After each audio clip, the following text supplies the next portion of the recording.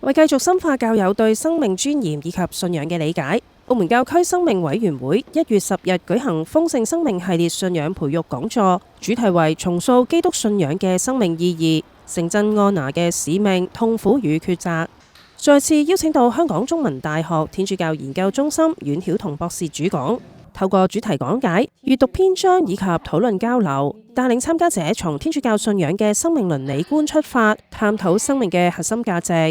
講座開始前，先由該會辦事處伍淑欣主任回顧豐盛生命系列信仰培育講座嘅淵源。佢指出，呢個系列嘅3場講座主題都同該會3個功能組別相關，從社會關懷、釋新文化以及醫學科技倫理3個面向，幫助教友反思點樣更好地獲享豐盛生命。透過該會同阮博士嘅悉心設計，該會期望呢一個系列嘅信仰培育活動能夠為教友嘅信仰生活帶嚟益處，更能成為推動維護生命嘅資源。當日講座分為3個部分，阮博士以墮胎議題作為引子，透過科學角度、倫理考量、哲學同法律觀點嘅討論，帶出教會就生命議題所面對嘅困境。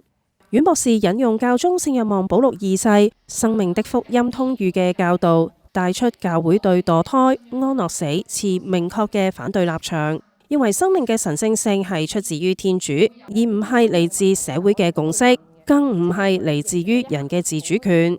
佢亦以耶穌嘅教導提醒各參加者，作為教友，除咗要活出愛人如己嘅誡命，更需要去愛嗰啲最脆弱、最容易被忽略嘅人，特別係嗰啲未出世嘅胚胎。佢又重溫第一次工作坊所提及嘅持續一生嘅修德路途，建議各參加者當面對痛苦嘅時候，應該學習以超性嘅角度看待生命，